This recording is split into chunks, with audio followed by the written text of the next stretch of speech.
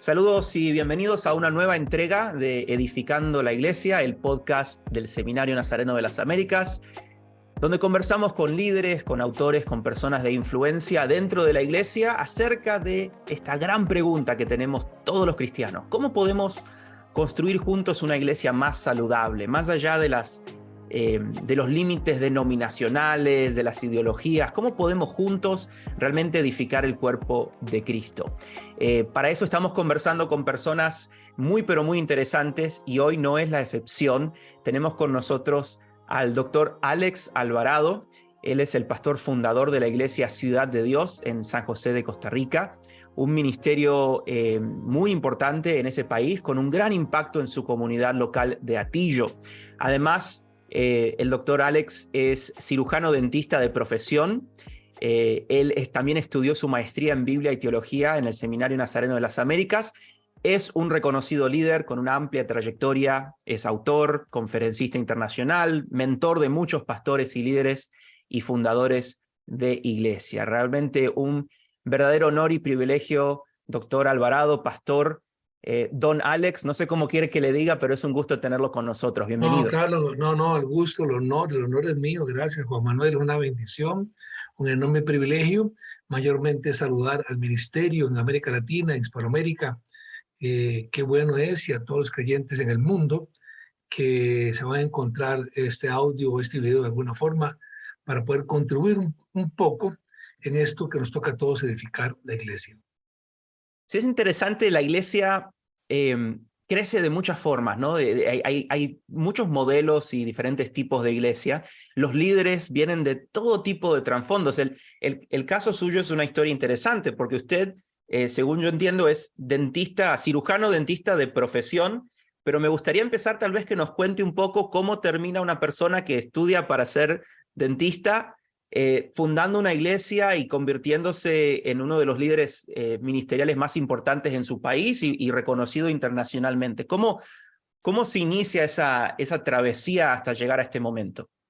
Mira, el camino es que en la universidad, pues uno se expone a muchas corrientes. Mayormente, pues en ese momento en que yo estudiaba, habían varias corrientes filosóficas y yo estaba pues en el estudio de todo eso.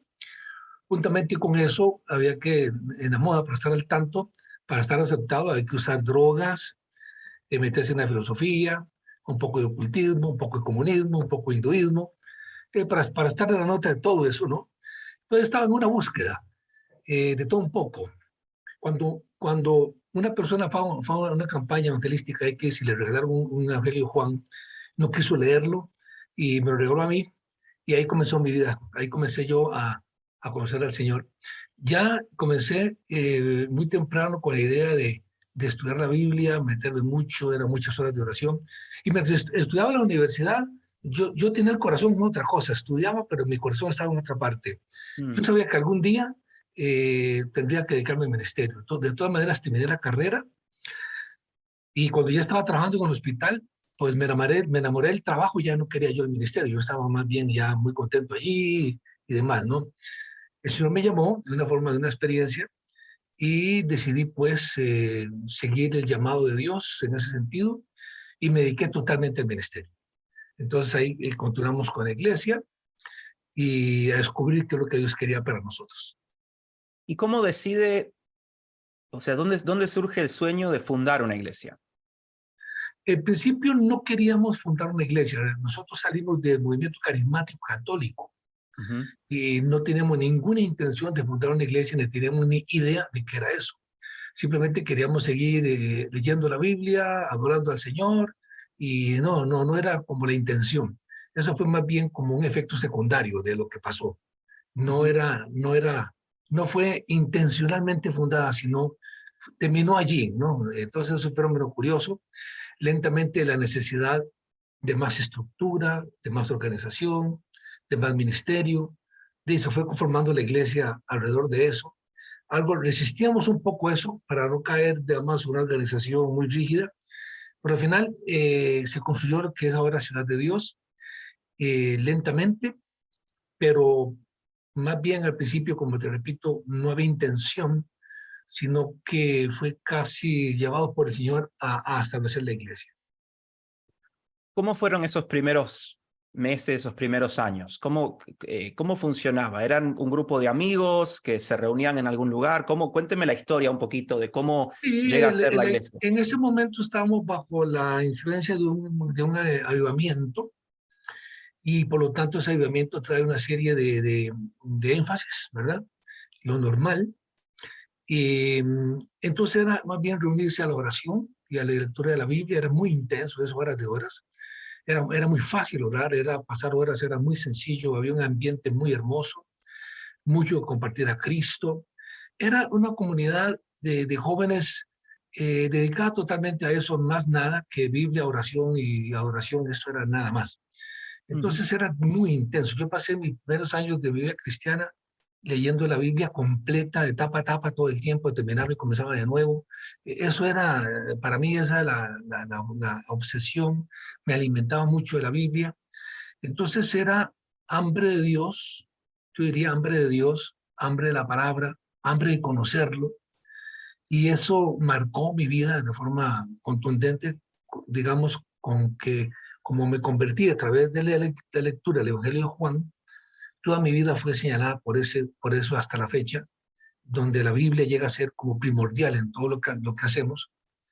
Y esos primeros años es que estar bajo la influencia de un avivamiento cambia todo lo que conocemos, es totalmente, Ujú. no es normal, no es nada de lo que conocemos, es algo bien extraño, la atmósfera es muy distinta, el avivamiento te lleva a la búsqueda de Dios de una forma que, digamos, en lo natural de la iglesia no se da.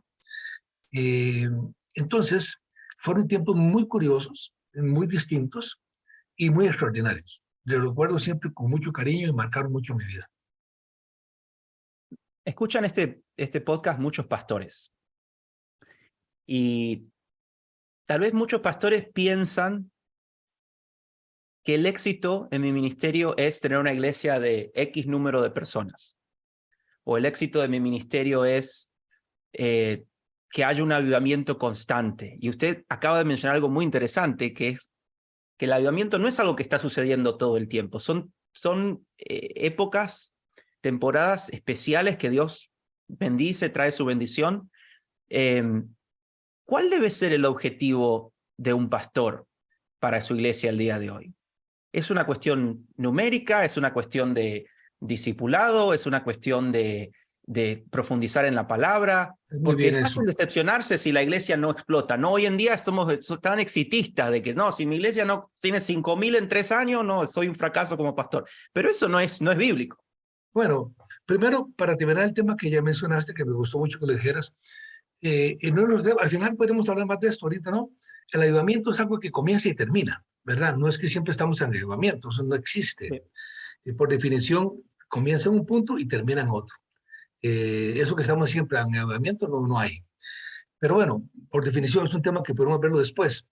Ujú. Mira, primero, Juan Manuel, el crecimiento acelerado, digamos, de pasar de 100 a 3000 en muy poco tiempo, esos son excepciones que se pueden dar en un avivamiento, pero no es recomendable de ninguna manera sucede. Todo crecimiento en la vida es lento. Eso es lo que algunos no quieren entender. Si quieres algo sólido, va a costar. Ahora, yo intenté, y aquí tengo que confesar también algunos de mis errores y mis fracasos y demás. Yo intenté, porque se puso de moda mucho en ciertas décadas, lo que era de crecimiento, apuntar a crecer la iglesia. Nosotros actualmente tenemos una iglesia que la gente llama mega iglesia, pero voy a apuntar dónde fue, donde cambiamos. El pastor está, digamos, algo angustiado porque su iglesia crezca, eso no es normal, está bien eso. Ujú. Pero descubrí que enfocarse en el crecimiento de la iglesia no era lo primordial, sino en el crecimiento de las personas. Cuando las personas crecen, ellos te traen la gente. Si ellos están saludables, educados, bendecidos, entonces es un proceso multiplicador uno por uno, uno por uno, por uno. Entonces ese crecimiento que se sostiene, ¿verdad? Porque ese crecimiento explosivo, yo lo he experimentado también. Hay momentos en la iglesia que he tenido así, ¡bum! ¿Verdad? Y centenares y centenares. Esos movimientos cuesta mucho sostenerlos. Entonces, el crecimiento real es el crecimiento paso a paso. Ahí entra el sistema discipulado, que lo podremos hablar más adelante, eh, de cómo el discipulado va a afectar el crecimiento de la persona y de la iglesia en número, en calidad, en cantidad y todo lo demás. Entonces, hay iglesias que son muy grandes y no son saludables. Eso es de verdad. Entonces, tener una iglesia muy grande y no saludable, mira, eso es un pandemonio. Es mucho problema, es mucho lío, pasa todo tipo de cosas. Entonces, no se trata de llegar a... Ahora, ¿qué es lo que estoy buscando? Perdón que me extienda. Mi reputación como pastor, que hacerme famoso. Si yo estoy apuntando a mí mismo de hacerme, estar dentro del rating, yo soy la figura, yo soy el centro de mi agenda como pastor, me estoy equivocando rotundamente porque la iglesia no fue dada para mi plataforma personal, ni mi fama, ni mi reputación, ni que yo sea conocido, ni nada por el estilo.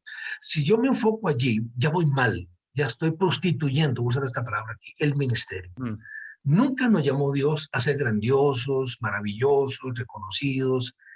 Es que no es ese el propósito. Entonces, el pastor debe entender a qué lo llamó Dios, cuál es su misión y estar muy centrado. No copiar el modelo de aquel, porque obviamente todos sentimos un poco de celo. Voy a confesarte aquí, así como reconozco mis errores, permíteme confesarme un poco. Nosotros somos dados a la envidia, ¿verdad? A mí me ha pasado que cuando veo un pastor cercano, amigo mío, cercano a mi ciudad, y lo veo creciendo mucho, me siento un poco nervioso. Uno se alegra y también se preocupa. Entonces, ese tipo de cosas que somos los pastores muy competitivos, muy dados a ver qué está pasando por allá y a veces imitar modelos, y uno dice, este modelo le funciona a tal persona, a mí también. Toda esa etapa que la iglesia se supone que ya superó, porque eso fue una etapa en que pasamos y nos equivocamos muchos de nosotros, esa etapa fue aprendizaje, pero no, el punto no va por allí, ¿verdad? No es el modelo exitoso de que yo multiplico 2 por 2 y ahí va y ya tengo la multitud, porque entonces deshumanizo la iglesia. Puedo convertir la iglesia en una especie de trofeo personal, deshumanizo a las personas y en el afán de crecimiento instrumentalizo a los miembros y los convierto en peones de mi propio éxito. Más bien no lo estoy pastoreando, formando, sino utilizando. Eso pasa mucho. Entonces, yo me resisto a eso de utilizar la gente para mi éxito. Debes hacer esto, te pongo estas metas, debes cumplir con esto, otro, y lo llevo a un punto de quiebre con su familia, con su vida personal, en función numérico. Eso no es bíblico, me parece absolutamente enfermo, y repito, eso es enfermo y enferma a la gente. Esa actitud para llegar a tener una mega iglesia es totalmente incorrecta. Entonces, yo voy a ser una persona megalómano, centrado en mí mismo, y el éxito me va a hacer daño. ¿Ve lo que está pasando? Un éxito muy rápido le daña el carácter del ministro, por lo general, no lo forma, ya se cree, ya exige, ya tiene derechos, ya decide, ya se siente un dictador. Entonces, estos modelos no son, yo no veo eso en el Nuevo Testamento, no lo veo en Pablo, no lo veo en Pedro, no lo veo en el carácter de los discípulos, yo no veo ese espíritu competitivo que tenemos por ser más que el otro, igual que el otro, y me impulsa, ¿y qué me está moviendo? ¿El éxito del otro? ¿Me está moviendo el Espíritu Santo? ¿Mi ego? Yo tengo que preguntarme todo el tiempo eso, porque yo he pasado también por esas preguntas. Juan Manuel, me pregunto, ¿es mi ego quien me está moviendo en esto? ¿Es mi espíritu competitivo? ¿Es Dios? ¿Son las necesidades de las personas? ¿Dónde estoy? Entonces tengo que estar constantemente repasando mi propio corazón porque fácilmente caigo en eso. Y esta es una advertencia de este siglo, donde todos queremos éxito, ¿verdad? Estamos en exititis aguda a cualquier precio, otra vez, a cualquier precio.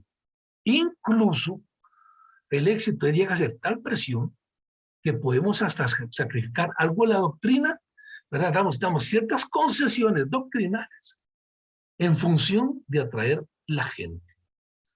Eso es una enfermedad de la iglesia actual. Entonces hago concesiones y ¡bum! Tengo la multitud. Bueno, ese es el camino que queremos seguir y vamos a decir que eso no es éxito. Eso es una cosa terrible, enfermedad, eso no es el propósito de Dios. Pero sí hay un camino, ¿verdad? Hay un camino que podemos seguir, que a través de los años he aprendido y con mucho gusto lo puedo compartir ahora más adelante Ujú, en esta ujú. entrevista. Perdona que me extendí más de la cuenta. No, no, para nada. Esa es la conversación que queremos tener. Y lo que usted llama la atención, algo muy, muy interesante, que de hecho creo que no lo hemos hablado mucho con otros invitados esta temporada, que es que el crecimiento explosivo puede ser muy dañino. Abre la puerta para muchos obstáculos y muchas cosas tóxicas y negativas para una congregación. Algo también que usted mencionaba, que es muy interesante, es que vivimos en un mundo donde con el tema de las redes sociales hoy en día, ¿no? El crecimiento explosivo lo vemos como algo natural y bueno, ¿no? ¿Quién no conoce al influencer en TikTok que ahora tiene 3 millones de seguidores y se dedica a eso?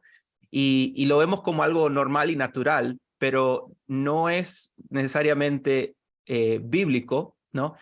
Más bien lo que vemos mucho en las escrituras es que lleva tiempo el discipulado y el acompañamiento, estar paso a paso, y que la iglesia no es números, sino que es la comunidad, la relación los unos con los otros. Una de las cosas que hacen estos influencers para, para generar controversia y tener más seguidores, los cuales por lo general la mitad son porque le gusta lo que dice y la mitad es porque odia lo que dice, pero lo que buscan es decir lo más controversial posible para generar de los dos lados, ¿no? Porque vivimos en un mundo que a partir de eso, esa necesidad de crecimiento en redes sociales, en las noticias, en la televisión y todo eso, cada vez más polarizado, ¿no? Cada vez vemos gente de un lado o del otro y no hay lugar para las conversaciones, no hay lugar para la comunidad. En un mundo que está cada vez más polarizado políticamente, donde la política cada vez se mete más en la iglesia y es parte de todo eso. ¿Qué rol debe jugar la iglesia? Porque hablando de la iglesia de hoy en día, no podemos obviar que vivimos en un mundo sumamente polarizado políticamente. ¿La iglesia debe abstenerse de conversaciones políticas o la iglesia debe estar metida en el medio de la política en su comunidad para ayudar a hacer el bien a las personas que viven y que son parte de su Es que, iglesia? Juan Manuel, me disparaste tres o cuatro cosas que me siento fusilado aquí. Vea, aquí hay algo importante. Mira, esta es una trampa de la fama en redes sociales, de seguidores y todo este asunto, porque ahí vienen las concesiones. Te voy a decir una frase nada más para resumir esto. Ningún profeta de Dios fue popular. No los quería la gente. Eran rechazados. A mí me preocupa cuando soy muy popular, la gente me quiere mucho, algo anda mal por ahí. Entonces, no fuimos llamados a ser populares. Esa es la trampa del mundo. Yo pienso que esta carrera que nos tenemos por tener un millón de seguidores y todo eso, más me parece apostasía que otra cosa, porque eso que contribuye al reino de Dios exactamente, o sea, ¿dónde está la contribución al reino? Porque eso me hace centro a mí. Yo me pongo en el centro, soy yo el objeto del aplauso. Yo no sé, ya no es Cristo, la gente buscando a Cristo, sino haciendo esa polémica. Y los hermanos se prestan al juego, como lo dijiste, ¿no? Multitudes, yo quiero estar vigente en redes sociales, entonces digo una barbaridad, luego la corrijo, entonces ya más gente me sigue, inclusive monetizo.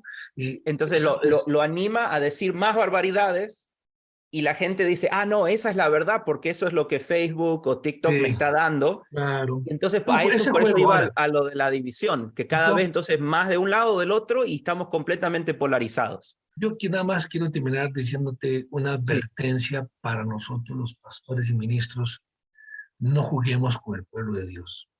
No Mm, sabemos en lo que estamos metiendo. No juguemos con el pueblo de Dios. No juegues con la verdad. Eso es muy delicado. No juegues con mm. la Biblia. No iba a decir algo, pero lo voy a decir, porque al final es mi responsabilidad lo que voy a decir. No fuimos llamados a payasos, a artistas. No Mm. queremos que la gente nos esté aplaudiendo. Perdón, ya se me fue la mano. Yo sabía que iba a meter la pata. Pero, hermano, es que, Juan Manuel, tengo una preocupación de ver este, esta actitud de ser yo. el showman. Ujú. Y ese show lo llevo a la iglesia y también hay show en la iglesia. Porque estamos en el siglo de la diversión, del espectáculo, del show, de esto, ¿no? De la emoción fuerte, etcétera. Entonces, ¿qué estamos construyendo? Mira, ¿la Torre de Babel o la Iglesia del Señor? Es que este asunto que hay que decidirlo. Entonces, vemos poco carácter en los ministros y caen en la trampa de esa popularidad, hacerse gran seguidor en TikTok sin contenido real. Es que usted ve que Ujú. no hay contenido que usted diga que sea provechoso. Entonces, ahí sí hay que tener cuidado. A mí la otra pregunta es, la política hay que tratarla con mucho cuidado. Porque cuando yo tengo cierta influencia, me siento líder, etcétera, etcétera, siento que ese liderazgo lo puedo transportar a la política y contribuir. Pero voy a decir algo también aquí, que es una posición muy personal. La política pertenece al reino de este mundo. No tiene que ver con el reino de Dios exactamente, es reino de este mundo y cambia constantemente. Vos ves Ujú. a un diputado que es de izquierda, luego hace un giro a la derecha y al revés. Hoy en día la gente se acomoda de acuerdo a lo que le sirve, a lo que no le sirve. Ujú. Y entonces la iglesia metida en ese charco no es su llamado, no es su hábitat. Tenemos tanto que hacer dentro de la iglesia, en el reino de Dios. Vamos a decir algo más. También son posiciones mías. No vamos a cambiar este mundo. Juan Manuel, no fuimos llamados a cambiar el mundo. Qué terrible, estoy diciendo es algo terrible. El mundo va a ir de mal en peor. Estamos llamados a edificar un pueblo santo para Dios que lo va a esperar cuando el Cristo venga. Esa es mi misión. Y con eso tengo para toda la vida. O sea, tengo, no me alcanza. Entonces, ¿para qué me meter en más cosas si no puedo ni con lo mío? No, no es cierto. Y lo otro, la responsabilidad social de la iglesia, sí, claro, primero para con los de adentro, primero con los de adentro. Voy a decir otra sentencia aquí, porque como hay poco Ujú. tiempo, hay que decir cosas muy cortantes y a veces para que el pastor lo tenga ahí. Mire, Dios va a hacer algo y siempre lo hace en la iglesia. Entonces, no hay forma en la Biblia, no hay forma en ninguna parte de decir que Dios va a hacer algo más allá de la iglesia misma. La iglesia es el centro de operación de Dios. Ahí está haciendo todo lo que va a hacer. Mm. Si va a pasar algo, lo hace en la iglesia. Entonces, yo soy en ese sentido defensor de la iglesia local, que tenga que tener su desarrollo y su crecimiento en eso, pero no distraer los hermanos en la política. Yo prefiero no distraerlos en eso porque he tenido varias decepciones a ese nivel, ya aprendí la lección. Y eso es con pinzas y con mucho cuidado. Esa es mi opinión. Gracias, Juan Manuel. No, creo que es una conversación muy interesante y yo, por lo menos lo que estoy viendo en las conversaciones que hemos tenido con nuestros invitados esta temporada es que empieza por qué es lo que la iglesia está haciendo a la comunidad, ¿no? Entonces, cuando el enfoque se pone en que por medio del gobierno de este mundo vamos a lograr los objetivos que la iglesia debería hacer siendo iglesia, impactar a la comunidad, ayudar a los más necesitados, todo ese tipo de cosas, es como que perdemos un poco el norte, ¿no? Que la iglesia debe hacer esas cosas por ser iglesia y que la solución nunca se encuentra en la política. Podemos tratar de ayudar, podemos tratar de votar responsablemente con nuestras creencias y las cosas que sabemos que como cristianos, por nuestra fe, nuestras convicciones, pero si la iglesia no está activamente invirtiendo y enfocándose en su comunidad, va a ser muy difícil que haga su trabajo porque votó al político correcto, ¿no? Es el trabajo de la iglesia que empieza Claro, primero. desde luego. Ahora, para cerrar este tema, mira, si queremos impactar, tengamos una iglesia saludable y poderosa. Mm. Porque voy a tomar las palabras de Moisés aquí, diciéndole a Dios en qué conocerá, en qué se conocerá que este pueblo es diferente a los demás. Le pregunta al Señor. Él está como, vamos a ir, haciendo una oración de negociación con Dios para que la presencia de Dios permanezca y no se vaya. Porque Dios le dijo, voy a llevarme la columna, voy a llevarme todo y me voy. Y entonces Moisés, tratando de negociar, le dice, pero ¿cuál es la diferencia? ¿Cómo vamos a diferenciarnos del resto de los grupos de naciones si tú no estás con nosotros? O sea, ¿cuál es la diferencia? Seremos un pueblo más. La pregunta entonces sería, ¿en qué se diferencia la iglesia de cualquier otro grupo o cualquier otro grupo religioso que se llama cristiano, pero no lo es? O de un grupo político o un grupo de vecinos reunidos, ¿cuál es la diferencia? Porque todos son iguales, reuniones hay, lecturas hay. La diferencia es lo que tiene que buscar el pastor de la iglesia, es que la presencia de Dios en medio suyo sea tal que haga la diferencia. Y esa presencia de Dios les va a guiar a hacer lo que tienen que hacer. Si no hay presencia de Dios, no importa que hagamos toda la obra social y todo lo que hagamos, eso no está impactando para nada. El centro, entonces, es que Dios esté presente en medio nuestro de forma especial y haga la diferencia. Por ahí va, creo yo, la misión. Amén. Vamos a hacer una pausa y hacer nuestro desafío contrarreloj que hacemos con todos nuestros invitados. Entonces, les recuerdo, es 60 segundos, tómese un poquito de agua, adelante, Sí. la va a necesitar. Pero hay cosas que no aplican y las cosas yo mentalmente no estoy, ahí te les digo. Vamos, no, la idea es esta, son 60 segundos, usted tiene que responder lo más rápido posible, no hay respuestas incorrectas.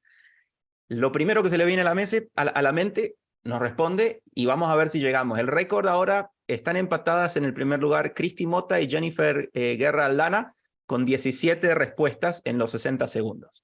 ¿Está bien? ¿Está listo? Bueno. Puede pasar también, si quiere pasar no hay, no hay problema. Eso me gusta. Bueno, el tiempo comienza cuando hago la primera pregunta. Ok. Un personaje bíblico. Moisés.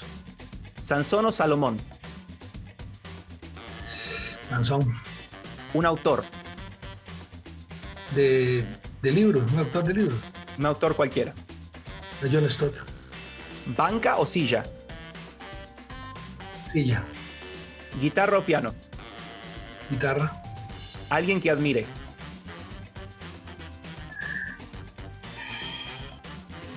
Tengo muchos que admiro, pero no quiero decirlo ahora. Paso. Un libro. Un libro. Libros de Martin Lloyd del Avivamiento. Un predicador. El príncipe de los predicadores. No sé, actualmente no, mejor paso. No se quiso. ¿Formal o casual en la iglesia? Casual. Casual, muy bien. Tiempo. No llegamos al récord, no llegamos. Creo que quedamos como en 8. Está bien.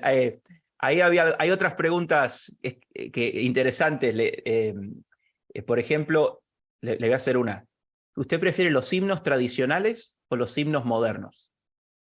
Modernos. Modernos, interesante. A ver qué otra. ¿Teólogo favorito? Teólogo favorito. Es que hay un teólogo que es un teólogo favorito, pero no comulgo con toda su teología. Me gusta leer entonces si lo digo van a decir que yo estoy de ese lado. Entonces me da un poquillo de pereza mencionarlo. Mejor no. Bueno, a usted no le gusta la política, pero me está dando respuesta bastante política. No se quiere comprometer con algunas cosas. Ya lo vi por dónde viene. No, eso es un chiste. La política, lo que pasa es que yo leo mucho de esto y conozco mucho de la política, de la geopolítica, es parte de mi trabajo. Conozco cómo se está moviendo ahorita el mundo que vivimos, en todo el globalismo y toda la geopolítica que está. Me gusta saber de eso, es obligatorio saberlo. Pero entonces más bien, entre más investigo, más me decepciono de lo que antes creía, entonces mejor por ahí no. Mejor ir por otro lado. Bueno, cambiemos de tema, o más bien entremos al tema que hemos estado rondando todo este tiempo, que es el evangelismo y el crecimiento de la iglesia. Este es el tema del podcast. ¿Cómo hacemos para crecer la iglesia juntos, que la iglesia sea saludable? ¿Hace falta que cada iglesia tenga un plan de evangelismo o crecimiento? ¿O la iglesia simplemente tiene que enfocarse en discipular y vivir su misión y dejar que la gente naturalmente venga cuando Dios los trae? Mira, es algo bien curioso y aquí hay muchas teorías, ¿verdad? En cuanto a esto y nadie tiene la respuesta perfecta. Hay iglesias que no tienen un plan de evangelismo y crecen. ese es, por ejemplo, nuestro caso. Crece con gente nueva sin necesidad de tener un plan de evangelismo. Voy a explicar cómo lo logramos, cómo es que se hace. Ujú. Lo primero que tiene que tener es la iglesia una estructura saludable, es decir, que el ministerio esté repartido según los dones espirituales, suficientes personas sirviendo, que hay una estructura sólida. Esa estructura va a también sostener, por ejemplo, el caso que pasó ahora con la pandemia. Hay iglesias que fueron pulverizadas, otras se sostuvieron. Eso tiene que ver mucho con la estructura, que no dependa de una sola persona, sino que haya todo un sistema Ujú. ministerial.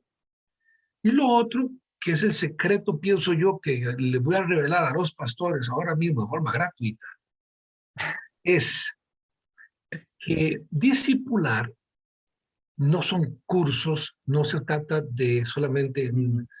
Jesús no dijo ir y dar cursos bíblicos y demás, sino que digamos, la efectividad que he descubierto, que he tenido y que se lo voy a regalar es esta. El sistema discipulado nuestro está fundamentado en varios objetivos. O sea, en un solo curso cumple 5 objetivos por lo menos. El primero está centrado en el conocimiento de Dios. La iglesia de este siglo tiene una crisis de conocimiento de Dios. O sea, es increíble la ignorancia de Mm. Dios que tenemos. Bueno, pero el discipulado debe ser un discipulado multiplicador. El discipulado debe tener estas características. Vamos a ser breve. Debe ir del punto A al punto B de forma creciente. No puede ser plano. Es decir, yo tengo que ir aumentando, ir en aumento. Entonces, el creyente comienza un curso y experimenta que va ascendiendo en conocimiento. Entonces, sabe que lo están llevando de A a B y a C. No está plano, porque yo digo, curso bíblico, y doy curso bíblico ahí. Pero siempre es lo mismo, o sea, está plano y eso no produce ningún crecimiento, ni ningún entusiasmo, ni ninguna motivación, porque no siento que voy creciendo. Mm. Entonces, la clave es esto. Diseñamos un discipulado, por ejemplo, basado en el conocimiento de Dios, que ha sido un éxito. Debe ser totalmente sencillo. Debe ser no lleno de citas bíblicas como los antiguos discipulados, que era aquella cuestión y busque, busque, busque y no terminaba nunca. Va a ser más simple. Debe ser un discipulado de discusión, porque el conocimiento de Dios está repartido en toda la gente. Uno siempre Ujú. tiene que aprender. Debe ser un discipulado donde no exista un maestro como tal y alumnos, porque alumno significa sin luz. Si yo me pongo al frente a dar un discipulado, yo soy el iluminado y el otro son ignorantes. No, debe ser una mesa de discusión donde todos aprendemos, inclusive el que coordina está aprendiendo y cada uno aporta lo que Dios le va dando. Esto ha sido el éxito nuestro, discipulados donde la gente comparte y donde no hay un líder iluminado que sabe más que otros, sino que todos son aprendices. Entonces todos estamos aprendiendo, discutimos el tema, todo el mundo tiene el mismo material, no material de alumno y maestro. Eso lo eliminamos. Porque si yo tengo un material de maestro, el maestro es el iluminado, sabe más, sabe cosas que yo no sé, algo escondido está allí que yo no conozco. Y entonces, y qué dichoso que sabe eso que yo no sé. Entonces, no, el mismo manual, todo el mundo igual. Todo el mundo tiene el material, ya sea físico o digital, preferiblemente físico para que raye, escriba y lo disfrute. Mm. La persona, al mismo tiempo que va siendo instruido, va siendo transformado, va siendo educado y va ganando en su sentimiento de comunidad. Es decir, él tiene que entender que no existe vida cristiana, no existe crecimiento, no existe nada, sino en función de la comunidad a la cual fue llamado, porque esa es la iglesia, es el propósito de Dios. Crece en comunidad, aprende en comunidad, comparte en comunidad, hasta se equivoca en comunidad y vamos adelante.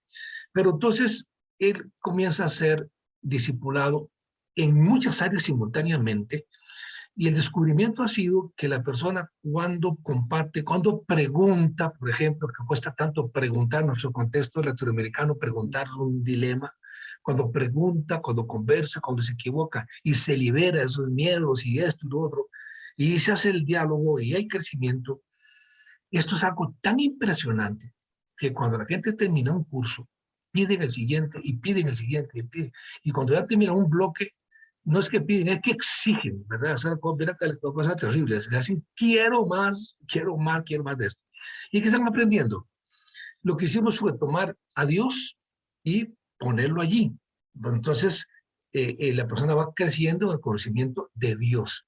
La otra cosa que hicimos, no usamos términos de teología ni técnicos que usamos en el seminario.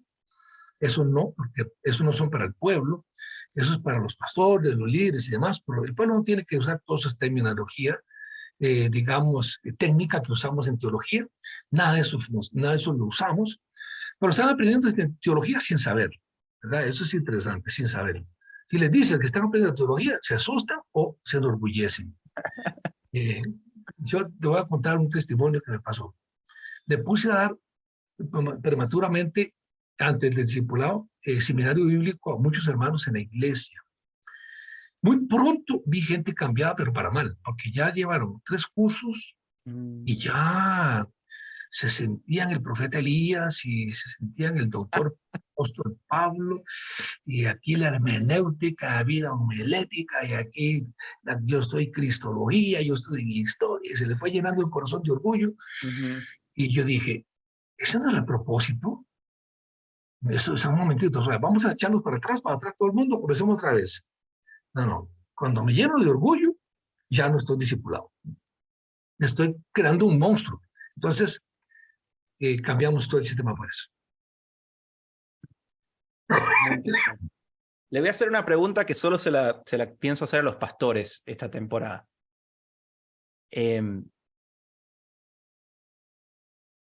La unidad es muy importante en una iglesia saludable, ¿no? Todos jalando para el mismo lado en la iglesia.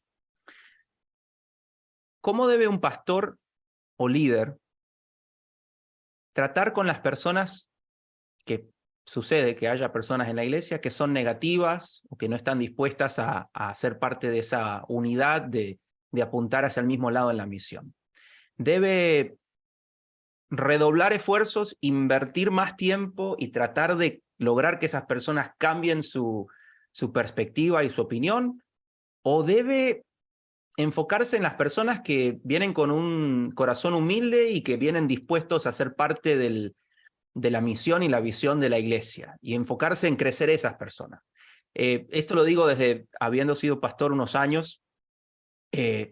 A veces uno puede pasar mucho tiempo tratando de que ciertas personas encajen en la visión que la iglesia tiene, y a veces parece que puede ser más fructífero enfocarse solamente en los que ya están listos para ayudar y colaborar, pero eso tiende a dejar a los otros por detrás y causa más división aún. Entonces, ¿cuál es la fórmula correcta para moverse hacia adelante con esas personas que a veces no capturan, no se enganchan con la visión de la iglesia?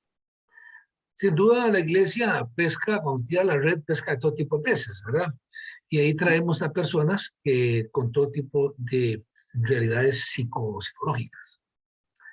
Y no hay quien falte que quiera hacerse el importante o el difícil para llamar la atención y exigir que le dé más atención a él o a ella, y gastarnos un poco allí.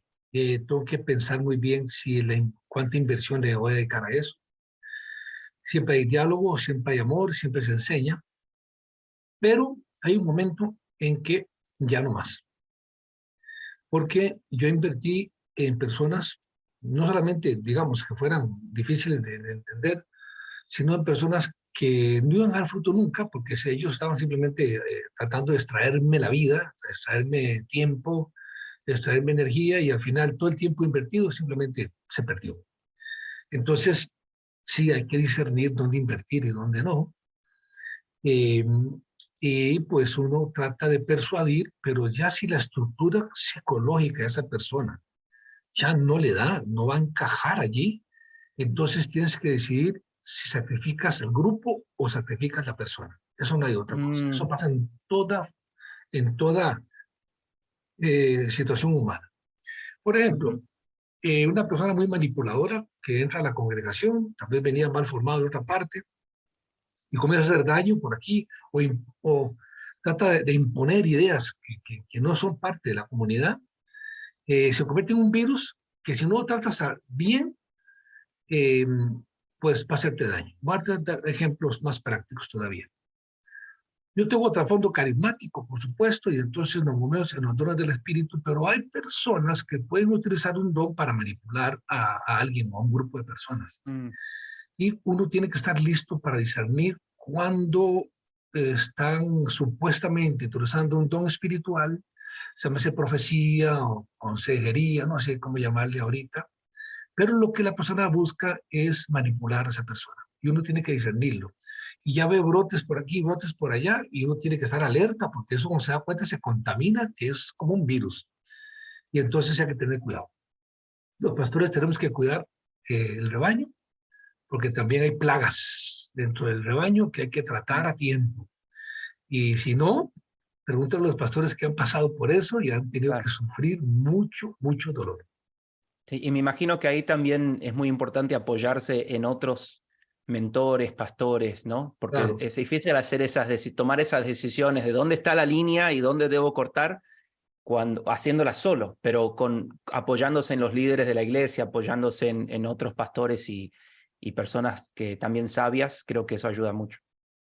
Sí, yo he tenido que, yo son 40 años de ministerio, pero he tenido que acompañar a la puerta a algunas personas que realmente iban a dañar el rebaño, después de intentar una y otra vez y otra vez, y me doy cuenta que la intención, hay personas que, vamos a ver, hay gente malvada que entre las iglesias, uno a veces, yo cuando Mm. era pastor más joven creía que todo el mundo era bueno y que todo llegaba a la iglesia con cierta actitud buena y que la intención es buena, pero hay gente mala y entonces tenemos Mm. que discernir a los malvados. Eso lo aprendí el apóstol Pablo en su Mm. discurso en el libro de los Hechos, cuando dijo, de ustedes mismos van a venir lobos, o sea, de entre ustedes se van a convertir en Mm. lobos, algunos de ustedes, qué miedo eso, ¿no? Entonces, hay que cuidar el rebaño, porque siempre hay amenazas de afuera y amenazas de adentro. Wow. Muchas gracias, Pastor, por responderme tan directamente, porque la verdad que a veces cuesta tener estas conversaciones y decirlo así, sin pelos en la lengua, pero creo que es la verdad. Y muchas veces perdemos muchas personas en nuestras congregaciones por tratar de seguir dedicando tiempo a seguir invirtiendo en personas que no tienen las intenciones correctas, ¿no? Y hay que orar, eh, pedirle a Dios que obre, pero también tomar las decisiones a veces difíciles dentro del liderazgo. Terminamos siempre este podcast con una cita, una reflexión final, y es un segundo juego que hacemos, es tratar de dejar que el invitado adivine quién dijo la frase. Así que le voy a leer la frase y a ver si usted sabe quién dijo esta frase y también le puedo dar alguna pista. La frase es esta: no te preocupes por lo que no entiendas de la Biblia, preocúpate por aquello que entiendes y que no aplicas en tu vida. No sé. Le doy una pista. Es una mujer holandesa de la época del Holocausto. Harrington Boone, no, ¿cuál sería? Corrie ten Boom, Corrie ten Boom. Qué interesante, ¿no? No te preocupes por lo que no entiendes en la Biblia. No tienes tiempo para preocuparte por eso. Preocúpate por lo que entiendes y que no estás haciendo en tu vida. ¿Qué le hace pensar eso como pastor? Sobre todo esta conversación que acabamos de tener acerca de la gente que a veces es difícil y qué hacemos con ellos. ¿Cómo debemos aplicar esto a nuestra vida? ¿Por qué pensó esto esta famosa Corrie ten Boom? Bueno, yo no sé, hay personas que les gusta hacer alarde de lo que conocen de la Biblia. Por ejemplo, me han dicho, yo tengo ya tantos años, prácticamente ya todos lo saben, no va a aprender nada más, o sea, no va a aprender nada más. O sea, imagínense, hay personas que piensan que ya lo saben, o sea, imagínate esto.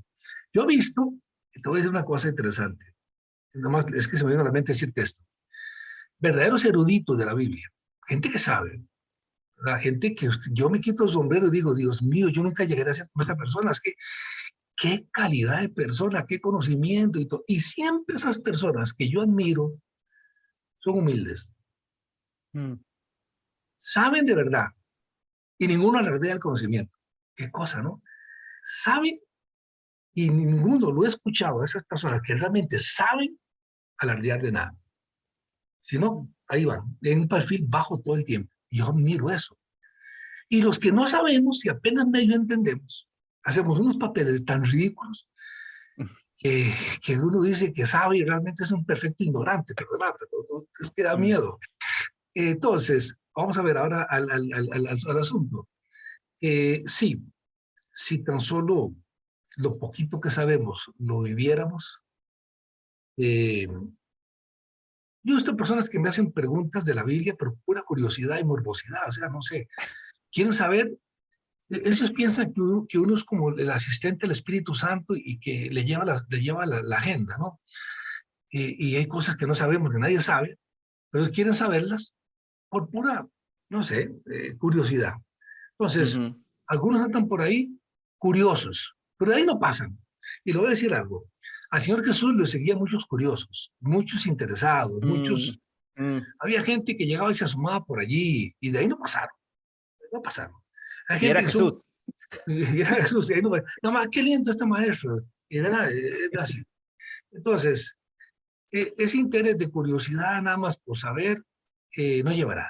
Y me los topo por todo lado. Pues, mejor deja de preguntar y lo poquito que sabes trate de vivirlo, porque esa curiosidad de saber y yo opino y lo otro, y hacen preguntas que no tienen ningún provecho ni relevancia ninguna en la vida espiritual diaria, Ujú, pero les ujú. gusta meterse en esos campos. Y entonces yo veo que la vida de esas personas a veces es más superficial, no logran profundizarse en su vida espiritual por estar en esa comezón de saber cositas o qué opina de esto o lo otro, pero no en la sustancia, no se concentran y vive apenas lo que medio conoce.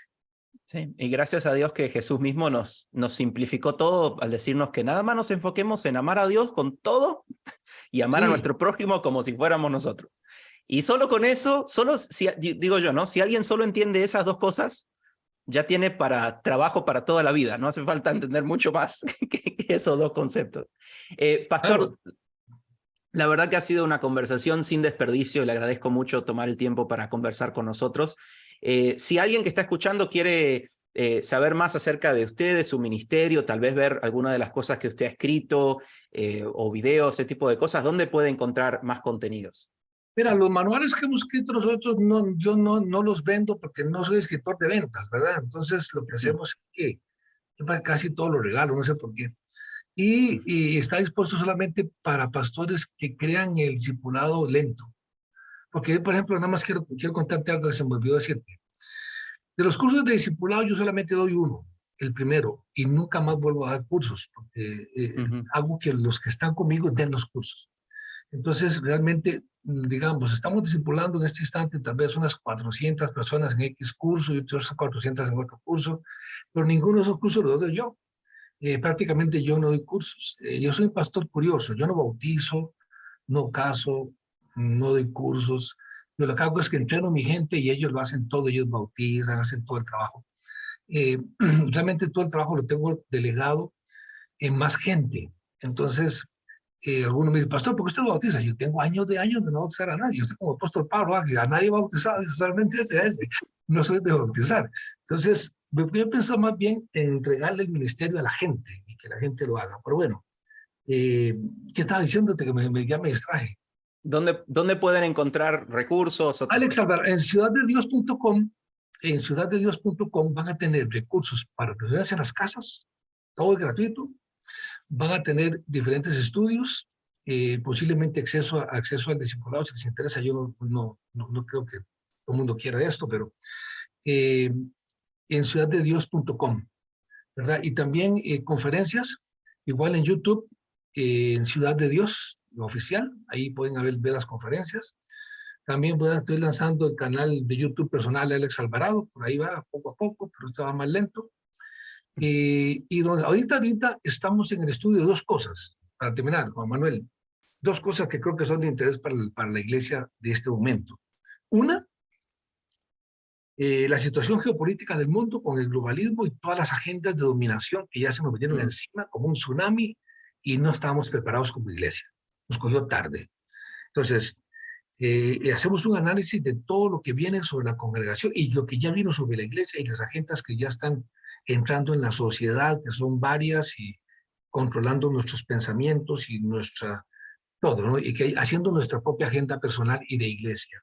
Pero es un tema. Y a la par de eso, debido a la impotencia de la iglesia lidiar con todo lo que se va a venir y todo lo que está ya está aquí, creo que debemos buscar el avivamiento genuino, no lo que se anda por allí, digamos, palabra que se usa para todo, pero sino una visitación de Dios. Estoy en eso, investigando sobre eso y agradezco, por ejemplo, en el Seminario Bíblico Nazareno, cuando yo estudié allí, yo estudié en la Universidad Nazarena, mi parte de teología la estudié allí, ahí conocí una profesora inglesa con la cual ella presentó su tesis sobre la teología del avivamiento y me permitió ver los materiales, inclusive para un librito que publicó, yo le puse escribí algo en la contraportada, decía, hicimos una poca amistad, pero ese estudio que hice allí, que ella hizo como tesis de doctoral, teología del avivamiento, marcó mi vida, investigué mucho, lo estoy haciendo todavía, y me di cuenta que algunas cosas que decíamos que era avivamiento no eran, y entonces ya purificándolo de todo lo que se dice, creo que sí, la iglesia va a necesitar una experiencia de visitación porque las cosas no andan bien.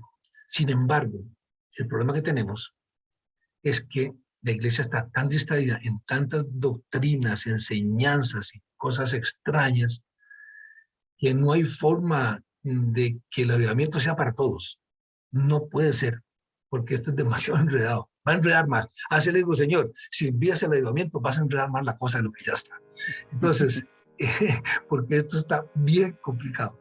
Pero bueno, dejarles ahí un saludo, ya les dije, al ciudaddedios.com y ahí nos puede escribir o info@ciudaddedios.com no, alex.alvarado@ciudaddedios.com por ahí está, ahí lo buscan.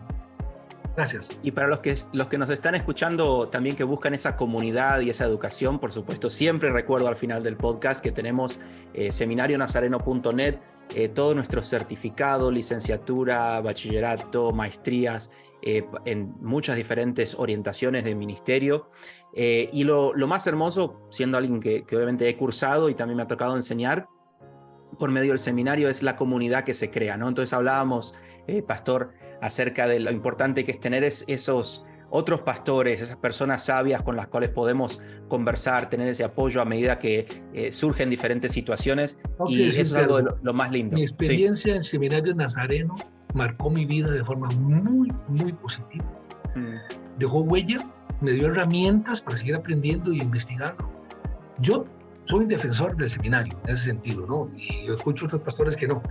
Pero para mí, los amigos que hice allí, la comunión, por ejemplo, tu papá, que ahora es el rector, entonces, gente lindísima, que yo le digo una cosa, es una experiencia que no pueden perder. Perdón, ya hice también hasta el comentario, pero bueno, Dios les bendiga. Gracias. Bueno, muchas gracias, pastor. Y para todos los que nos están escuchando, los que nos están viendo, nos vemos la próxima vez en el siguiente episodio, la siguiente edición de Edificando la Iglesia. Bendiciones.